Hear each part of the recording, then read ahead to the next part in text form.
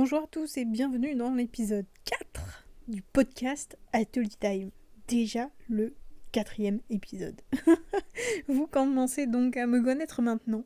Mais pour ceux, malgré tout, qui débarquent, je suis Zoé, créatrice d'objets hommages pour soutenir les endeuillés face à la perte de leurs proches. Et c'est avec ce format audio que je vous parle de mon projet, de ma vision de la mort et j'interroge nos pratiques et nos avis sur la question, dans le but de faire évoluer notre rapport à la grande faucheuse et surtout d'y mettre de la lumière et de la paix. Dans l'épisode précédent, on a évoqué les obsèques et les cérémonies dans leur bon et leur mauvais côté. Aujourd'hui, je vous propose de parler du cimetière. Parce que je me demande si la forme que nous connaissons aujourd'hui, en tout cas en France, est vraiment pertinente, aidante. Et je me demande aussi si on pourrait pas imaginer ensemble un cimetière idéal. Avant de continuer ce podcast, je tiens à vous rappeler que je ne suis pas psychologue, ni psychiatre, ni accompagnatrice d'endeuillés, ni coach. Et je vous invite à prendre un tout petit instant pour vous demander si vous vous sentez suffisamment bien pour évoquer la mort et les cimetières tout au long de cet épisode avec moi. Maintenant que vous êtes sûr de continuer, commençons. Quand j'étais petite, on allait très peu dans les cimetières parce que il n'y avait pas encore de mort en fait assez proche pour qu'on s'y rende régulièrement avec ma famille. Et pourtant, il est arrivé, malgré tout, qu'on s'y rende, surtout du côté de la famille paternelle, pour déposer les fameuses et terriblement banales gerbes de chrysanthème au moment d'Halloween. Alors, je suis d'accord qu'elles sont très belles, ces fleurs, mais il y en a partout au moment d'Halloween. C'est pour ça que je les trouve banales. Mais c'est que mon avis. Et tout au long de ce podcast, je vous partage mon avis et mes recherches, mon point de vue. Quand on était gamine, ce qu'on cherchait, ce qu'on espérait, à Halloween, c'était plutôt des déguisements, des bonbons, voilà, la petite visite dans le village de porte à porte. Et finalement, on a eu ces visites de cimetière. Bon, alors pourquoi pas ? Mais en fait, d'aussi loin que je me souvienne, je n'ai jamais trouvé ces endroits beaux. Pourtant, je me dis qu'il y a de belles choses à faire. Mais j'ai jamais trouvé ça joli. J'aimerais bien que ce soit apaisant, que ce soit un endroit où on aimerait bien rester pour se recueillir vraiment. Mais les cimetières dont je me souviens, et aussi ceux que je côtoie maintenant, sont généralement très gris. Des successions d'allées plus ou moins bien ordonnées, couvertes de petits graviers ou de béton, parsemées d'énormes pavés de pierre, formant un camailleux pesant de gris, de noir et de couleurs très ternes. Aussi ternes qu'un ciel de Toussaint en fait. Et d'ailleurs, ces grandes étendues de petits monuments, on parle souvent du boulevard des Allongés, que je trouve une expression assez poétique. C'est un endroit qui est, vous en conviendrez, insoutenable en plein été. C'est un endroit où il règne une ambiance de désert, de canicule, quoi qu'il arrive. Celui où repose maman, il est pourtant plutôt agréable, hein. Il est à flanc de colline, il offre une jolie vue sur la campagne environnante. Il est assez calme puisqu'il est excentré par rapport au village dont il dépend. Et il est loin des grandes routes empruntées par les camions. Et donc du coup, il a un côté un peu apaisant parce qu'il y a cet environnement autour. Pourtant, il n'y a pas d'arbres. Il y a quelques grands buissons, mais ils sont assez éloignés. Et globalement, il y a très peu d'herbes. Mais je trouve que du coup, ça rend l'ambiance de ce lieu franchement insupportable et invivable en plein été. Tout est brûlant. Le gravier blanc des chemins, les tombes, et en particulier celles en granit, qui en plus d'être généralement sombres, donc bien chaudes, sont aussi joliment lisses et brillantes. Donc renvoie la lumière du soleil, qui est déjà en soi énorme. Cette chaleur, elle accentue cette sensation, en tout cas qui m'est propre, hein, de stérilité du lieu. Elle transforme n'importe quelle bougie en une espèce de bouillie informe et puante. Elle vide de toutes leurs couleurs ces tristes fleurs en plastique de certaines sépultures et fait brûler n'importe quelle fleur naturelle en moins d'une journée. C'est une plaque de cuisson géante à ciel ouvert, presque. C'est un peu comme ça que je vois les choses. Une parcelle de désert, en fait. Une parcelle de désert en pierre dure. Et ce constat, il m'interroge sur la portée écologique de ces lieux. Alors quand je dis écologique, pour moi ça a deux sens. Le premier, c'est purement économique et biologique. Donc les fameux boulevards d'Allongé sont vraiment stériles. Plus stériles que le désert, je ne sais pas. J'ai pas de données scientifiques à vous donner, mais ça représente un peu une espèce de plaie ouverte dans le paysage rural. Comme peut l'être un énorme parking en fait dénué d'arbres. Il n'y pousse rien, il n'y vit presque rien. L'hiver c'est excessivement triste et l'été c'est excessivement chaud, insupportable. Le deuxième sens d'écologique pour moi c'est l'écologique mental, pour nous, l'effet que ça a sur les vivants. Mais ça on en parlera un petit peu après. Je suis assez, voire très sensible à la cause écologique, la planète, les déchets, les petits oiseaux, tout ça. C'est hyper réducteur dit comme ça, mais je suis très attachée à cette cause. J'ai travaillé pendant presque 1 an dans une communauté de communes où mon rôle était de sensibiliser les habitants d'une grosse partie du département au tri des déchets. Et puis, j'ai quand même essayé de devenir maraîchère bio, ce qui n'est pas rien. Du coup, quand j'ai commencé à réfléchir au sujet de ce podcast, j'ai fait quelques recherches sur le commerce du granit et du marbre, qui sont les deux principales pierres utilisées dans le milieu funéraire.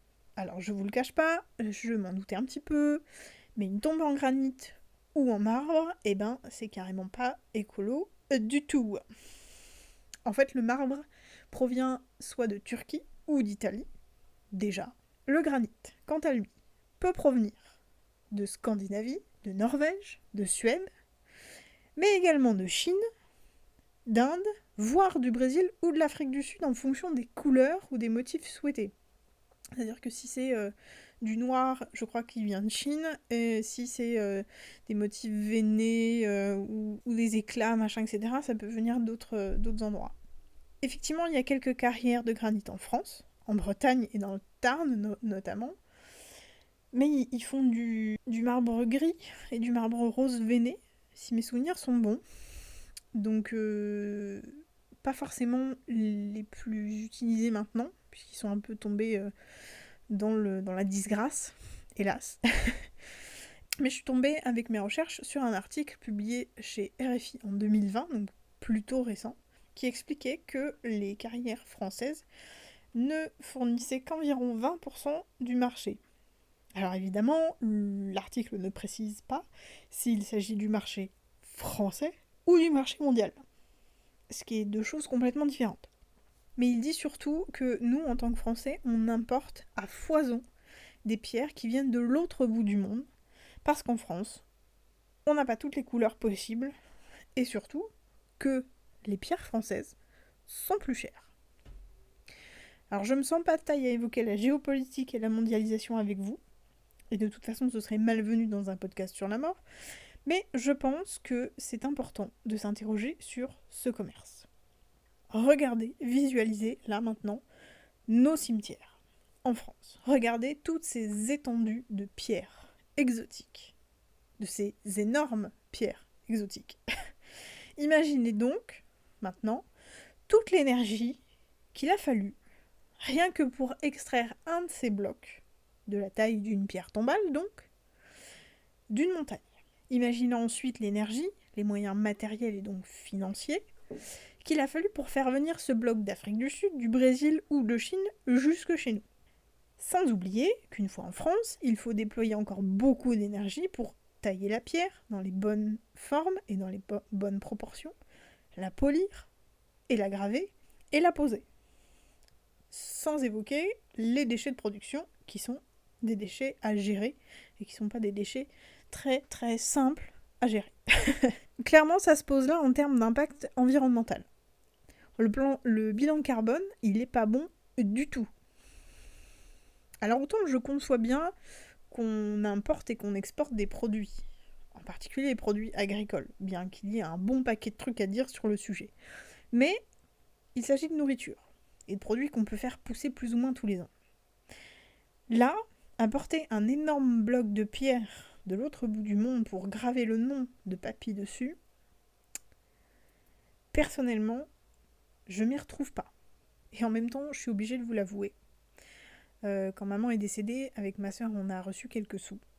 Et avec ces quelques sous, je me suis offert une cuisine pour ma maison. Ce qui est logique en même temps, mais voilà. Une cuisine avec des plans de travail en granit noir. Donc probablement provenant de Chine. Voilà. j'ai beau me prétendre écolo, et ben j'ai des failles, comme tout le monde.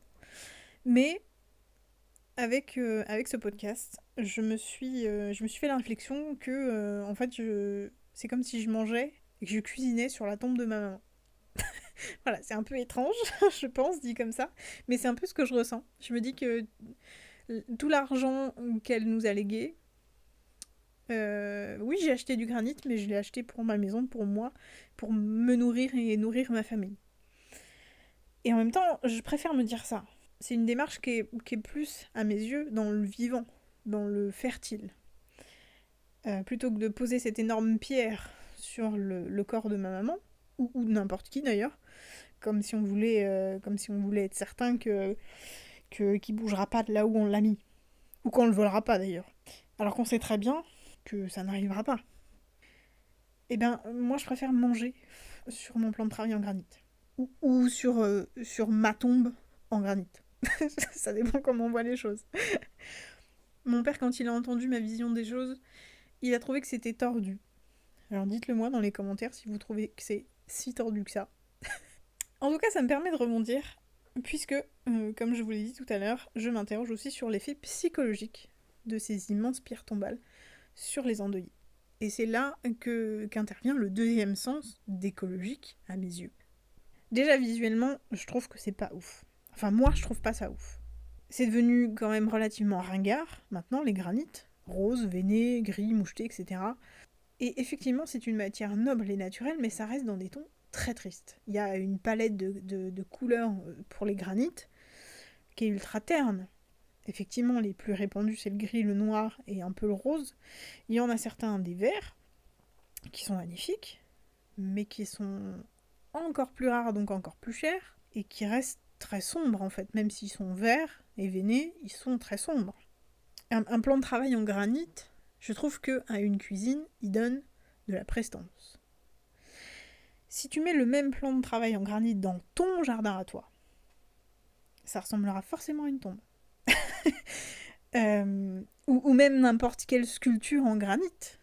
Si c'est un peu poli, si c'est un peu travaillé, même si c'est un lion, même si c'est un lapin, même si c'est un magnifique soleil ou une méga fleur, ça aura un côté sépulture. Parce que c'est dans ton jardin. Enfin, encore une fois, c'est la vision que j'ai des choses, mais vraiment, le granit, il a un côté hyper funèbre. C'est vraiment le mot, je crois. Alors, je vous ai parlé de la couleur, du coup, de ces pierres-là, qui rendent les cimetières très gris, en fait, très gris et noirs, et qui sont pas particulièrement aidés par le fait que, en général, les allées sont soit gravillonnées, soit bétonnées, et en plus désherbées, alors que la couleur est tellement importante. On en parle en marketing, on en parle en communication, on en parle en symbolique. Les couleurs, elles ont un sens. Elles ont une signification particulière pour chacune, et en fonction de la culture. Mais au-delà de ce code, il y a aussi de très nombreuses études prouvant que les couleurs ont un impact certain sur la psyché de l'humain. Quid des étudiants qui réussissent mieux quand leur feuille d'examen est rose, des sportifs plus performants quand ils portent des vêtements rouges, le stress diminué par la couleur bleue, la concentration augmentée par le vert ou une créativité boostée grâce à du jaune. Je suis pas la seule à constater un appauvrissement des couleurs dans nos designs, dans nos environnements. Regardez notre environnement global, la mode ou même nos voitures. Il y a quelques dizaines d'années, les voitures, elles étaient roses, bleues, jaunes, oranges, et c'était normal.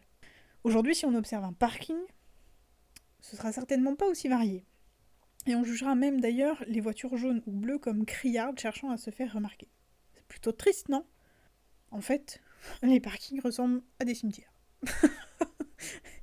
c'est un peu radical comme phrase, mais si on regarde bien, c'est un peu le même camailleux de couleurs, la même disposition. On fait pas dans l'original. En tout cas pour le parking.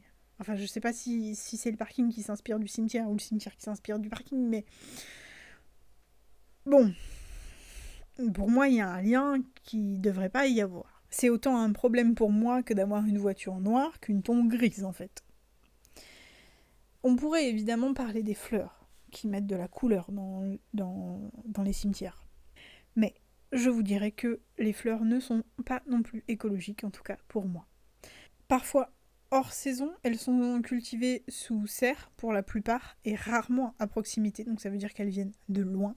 Quand elles sont locales, elles sont généralement de toute façon emballées dans une tonne de plastique ou de papier agrafé, qu'il s'agisse de plantes en pot ou de fleurs coupées.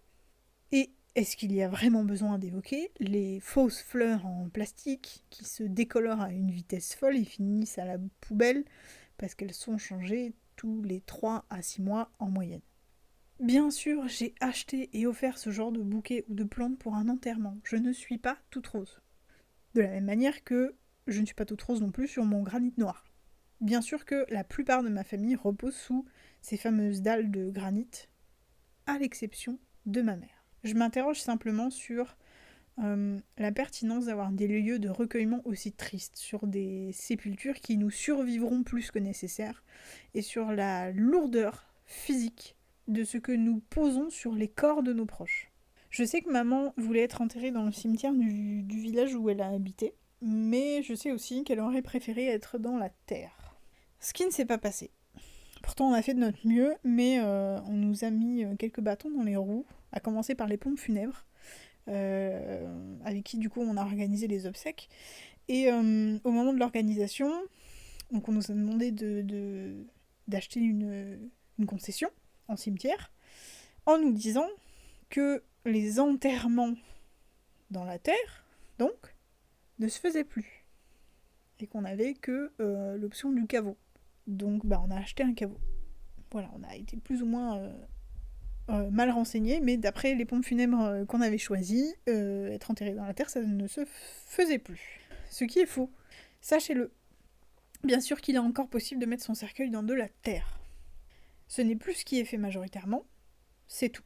Ce qu'on trouve maintenant dans les cimetières, ce sont des caveaux individuels ou familiaux, c'est-à-dire des caveaux avec une seule place possible à l'intérieur, et d'autres avec 2, 3, 4 places, ou même plus. Ces sépultures sont en fait des sortes de caves, généralement bétonnées, suffisamment profondes pour y mettre un certain nombre de cercueils, les uns sur les autres ou les uns à côté des autres en fonction des choix de la commune. Et finalement, on fait que mettre une boîte dans une autre boîte, le cercueil étant l'écrin du défunt, et le caveau, la boîte du cercueil lui-même.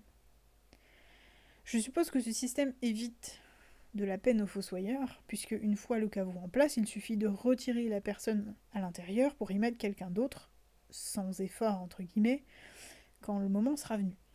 Par manque d'informations, donc, nous avons payé une concession de 2 places pour 30 ans en caveau à ma maman. Pour 30 ans ou pour 50 ans, je ne sais plus. Et pour rattraper entre guillemets ce manquement à ses volontés, et plutôt que de mettre des milliers d'euros dans une grosse pierre tombale qui nous semblait inutile, nous avons fabriqué nous-mêmes, ma sœur et moi, la tombe de notre maman. De toute façon, elle voulait pas de pierre tombale, seulement des gros galets blancs. Et nous, on avait besoin de mettre de la vie dans cette mort-là.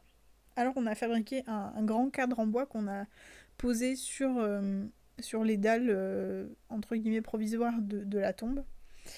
et on a rempli ce grand cadre avec du terreau. On y a installé toutes les plantes en pot qu'on nous avait apportées aux obsèques, ainsi qu'une multitude de petites fleurs, des pensées, des pâquerettes, des hyacinthes, des narcisses. En fait, on a créé un petit jardin extraordinaire qu'on a parsemé de ces gros galets blancs dont elle nous avait parlé avant de sombrer, ainsi que quelques sculptures, dont un coq en terre cuite, qui nous a toujours suivis, en tout cas du plus loin que moi je me souvienne. Quelques sculptures en poules colorées, des figurines d'ânes et de poneys, et aussi plusieurs cabanes à oiseaux et à insectes. J'ai posté d'ailleurs il y a quelques semaines une photo de cette tombe sur mon profil Instagram si vous avez envie d'aller voir le résultat. On est fiers d'avoir fait un truc comme ça pour notre cimetière, pour notre mère surtout. On peut dire que ça détonnait avec le reste, ça c'est clair. Mais au moins, ça nous faisait du bien de voir ça. De voir que les bourdons venaient butiner, qu'il n'y avait pas que des lézards sur cette tombe, qu'il y avait des vers de terre, qu'il y avait des insectes. Ça grouillait, quoi. Ça grouillait, il y avait de la vie. Hélas, comme je vous l'ai dit plus haut, le climat estival de ce cimetière n'est absolument pas propice à ce genre de petit jardin suspendu. Et ça demande beaucoup de temps d'arrosage, eau qui est très mal retenue dans un bac, comme tout bon jardinier le sait. Ce qui fait que cette installation n'a pas tenu très longtemps, à notre grande déception.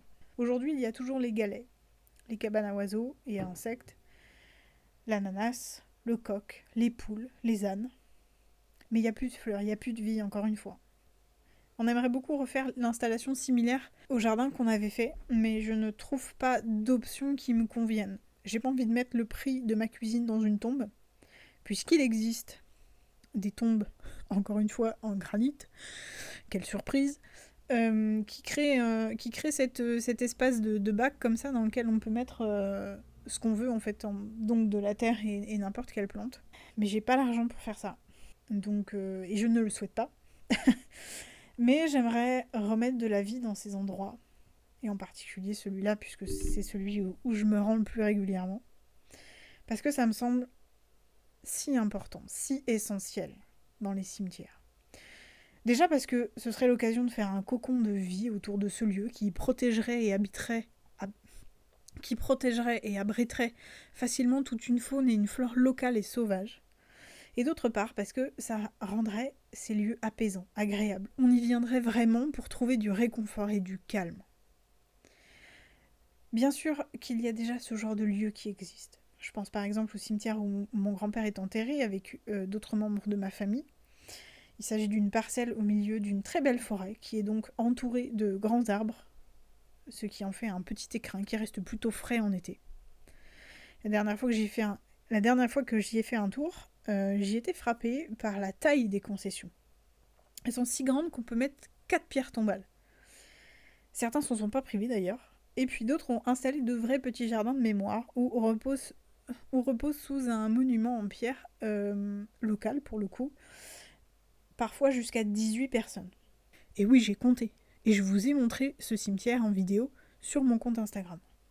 Ce qui m'a aussi beaucoup plu dans ce lieu, c'est qu'il n'y a qu'une allée principale bétonnée qui fait le tour du cimetière, mais le reste, c'est du gazon. Beaucoup de tombes sont plantées de buissons vivaces, de vieilles sépultures en pierre locale, pour le coup très bien entretenues. Il y a aussi beaucoup de vie. Il y a des rongeurs, il y a des lézards, il y a des insectes. Alors ça n'empêche pas qu'il y ait ces traditionnelles pierres tombales en granit ou en marbre, mais il y a aussi une jolie diversité d'autres choses. Je m'y suis promenée comme si je me promenais dans une expo en fait. Et puis évidemment, il y a le cimetière que j'aimerais visiter, parce que oui, il y a des cimetières que j'aimerais visiter. Il s'agit du Père-Lachaise. Comment ne pas en parler dans un podcast sur les cimetières? Je ne l'ai jamais vu en vrai, mais j'en ai une vision un peu idyllique, un lieu à la fois figé dans le temps par la pierre, qui a priori n'est pas du... Mounette! Mais non, Mounette! Non, non! Mounette, viens là si tu veux. Oui, ben viens là si tu veux, mais tu te frottes pas à la perche du micro, ça va pas le faire. Je ne l'ai donc pas vu en vrai, mais j'en ai une vision un peu idyllique. Un lieu à la fois figé dans le temps par la pierre, donc qui n'est a priori pas du marbre ou du granit, en tout cas majoritairement, mais qui est aussi un lieu où la vie s'épanouit. Il y a de grands arbres, des plantes partout, des monuments inspirants qui sortent de l'ordinaire, mais je crois surtout qu'il y a aussi une vraie faune là-bas, des oiseaux, des hérissons, des fouines et même une famille de renards qui se reproduit depuis des dizaines d'années là-bas. C'est quand même assez remarquable. En plein cœur de Paris. C'est génial. C'est pour ça que j'ai vraiment envie d'aller voir cet endroit, de sentir l'ambiance qui y règne. J'ai fait aussi quelques recherches de cimetières qui sortent un peu de l'ordinaire et j'ai trouvé des pépites. Par exemple, en Corée du Sud, il y a un cimetière où il n'y a pas de tombe, pas de caveau, seulement de petites collines appelées tumulus qui servent de dernière demeure. Je n'essayerai pas de prononcer le nom de ce cimetière pour épargner vos oreilles, mais j'ai regardé quelques photos et c'est assez surprenant. Ça ressemble à un décor pour un épisode de Teletubbies. Voilà, je vous invite à faire vos recherches. Il y a aussi le cimetière guatémaltais de Chichicastenango, en espérant que je n'écorche pas le nom. Ce cimetière est aussi absolument délicieux, surtout si vous aimez autant les couleurs que moi. Toutes les tombes sont peintes avec toutes les couleurs de l'arc-en-ciel. Ça ressemble à un petit paquet de bonbons. Pour ma part, si je devais imaginer un cimetière original où j'aimerais vraiment être enterrée, je pense plutôt à une sorte de jardin botanique avec des plantes et des fleurs multicolores partout, en une succession de petites plates-bandes personnalisées avec des sculptures d'art ou des objets symboliques, des portraits, des toutes petites stèles en pierre locale, avec de belles inscriptions, des poèmes ou ce genre de choses.